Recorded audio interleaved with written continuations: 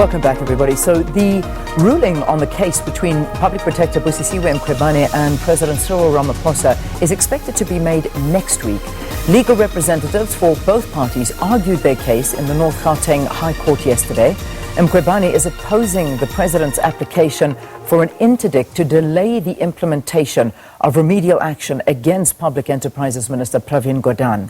The matter relates to Gordhan's approval of an early pension payout to then SARS Deputy Commissioner Ivan Pillay 9 years ago. To discuss what seemed like a busy week, a very busy week for the Public Protector, and other stories as well that made headlines this week. From our Pretoria studios, we are happy to be having Political Analyst Professor Tinyiko Maluleke. Always good to see you, Prof. Thanks so much for joining us. Good morning to you, Leanne, and good morning to the viewers. All right, let's start off with the Public Protector. So we saw the Public Protector start off the week on a bad footing when Judge Colette Patrol called her orders vague. She called them contradictory and or nonsensical. What do you generally make of Mkhwebane's decisions? Well, she has lost a few cases now. You could argue that it's becoming a habit for her reports to be dismissed and for judges to use very strenuous language to refer to her logic and her decisions, her investigations, and her remedial action. So it is a concerning matter.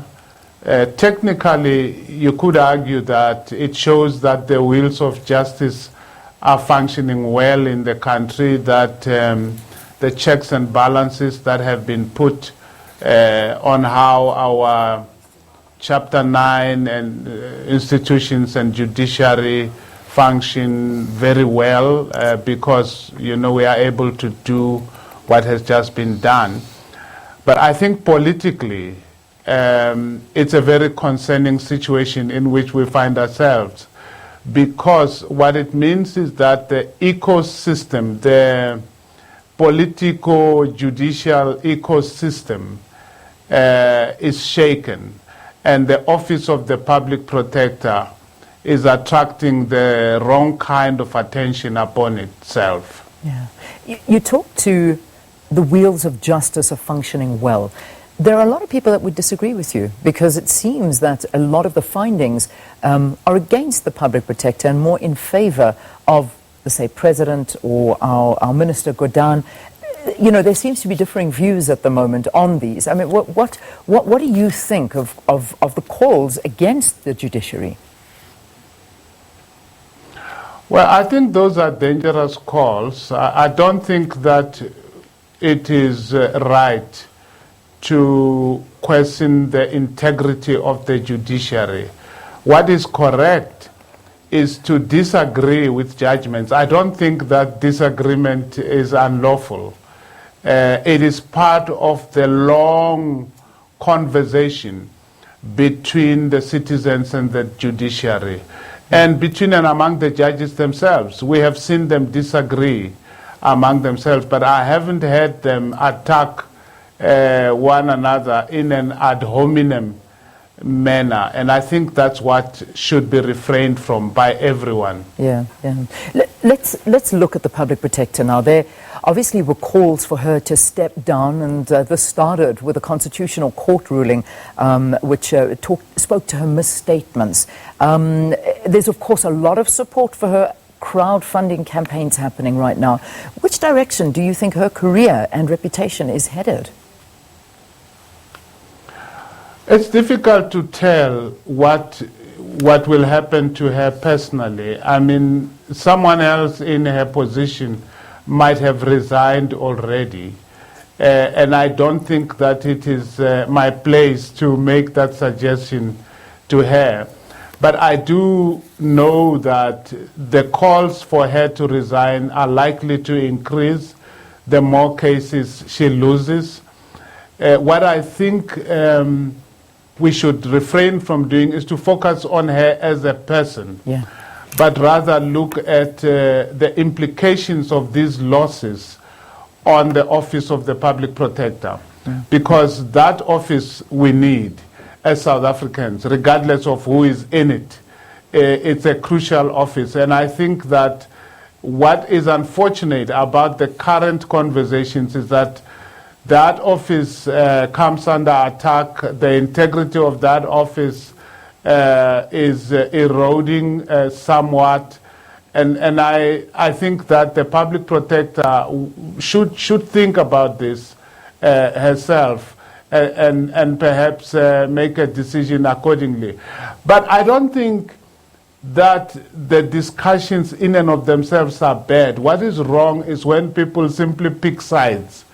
And so I support the public protector regardless of the arguments, or I support the president regardless of the arguments. So you end up with a football supporting kind of spirit in the judiciary. I don't know that that is helpful.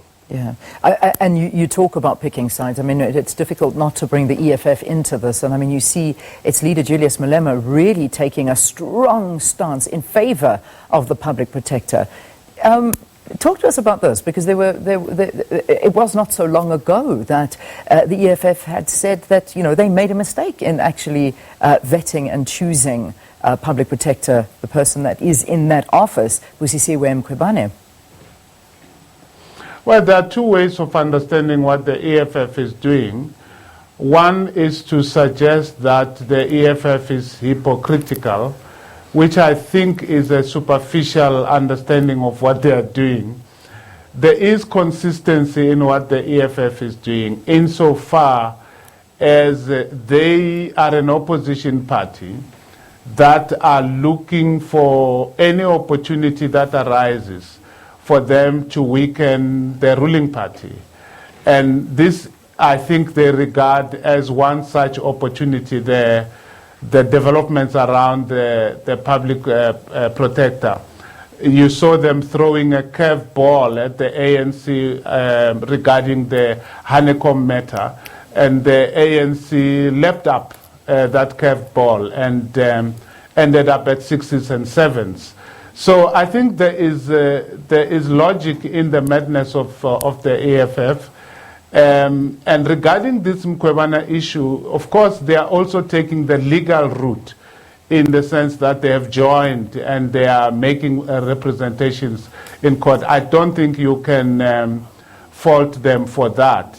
But I don't know whether politically it helps our country at this time for political parties merely to pick sides and merely to make political mileage out of what is a serious national crisis. If you add to this crisis all the other matters that I referred to, the economy that is going down, and a president who is being made to spend time defending himself and his ministers rather than governing the country, a president who is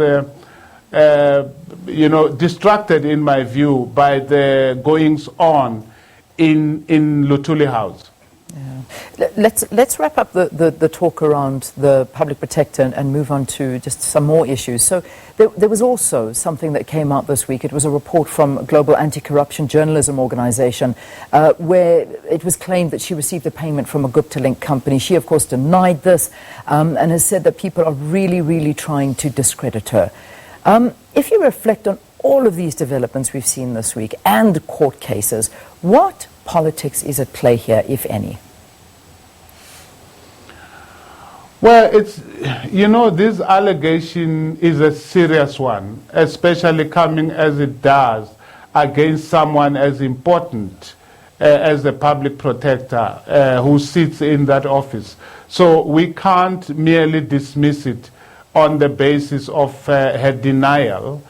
But I think, to be fair, we must allow for proper investigations to take place.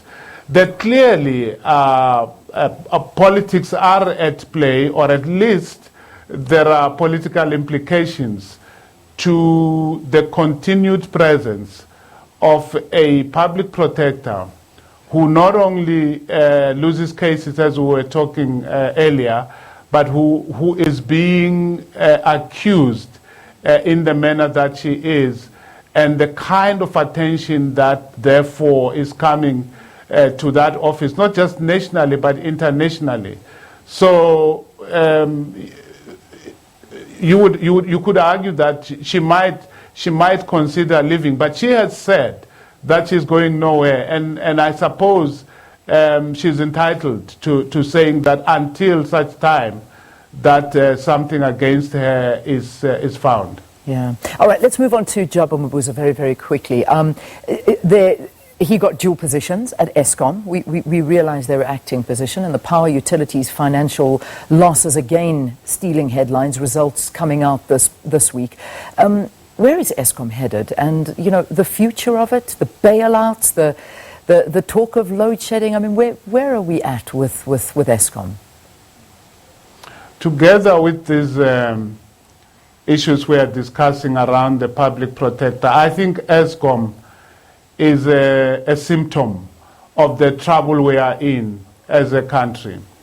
The losses that they are suffering, the inability to function in accordance with the governance rules that apply. I think it is shocking that you have the chairperson of the board, that is governance, also now becoming CEO without relinquishing the other position, if I understand it well. So when Eskom is in trouble, South Africa is in trouble, because all these economic problems that we are talking about cannot be solved without fixing Eskom. And all the issues that we refer to, lack of confidence in key institutions, a government that seems unable to inspire confidence and therefore inspire investment, all of these conspire to create a crisis which I think we need to snap out of sooner rather than later as a country. Yeah, and of course unemployment figures coming out. I know you spoke to that and the prospect of so many more job losses. We're talking in our news about the banking industry perhaps looking at retrenchments, although they are denying it. But with restructuring coming in, you know, inevitably the talk of retrenchments comes in. Mark Barnes, let's look at the post office. He resigned yesterday over differences in the future strategy. What did you make of this resignation? And his narrative is very similar to that of other SOEs and CEOs that have resigned of late. It's very worrisome. And this comes, of course, hot on the heels of Phakamani Radebe's own resignation from Eskom. And so it speaks to an SOE sector that is unstable. And it doesn't look to me like there is a comprehensive plan coming from government, and that there is leadership coming even from the presidency, because I think the time has come for the presidency to step on the plate and give direction.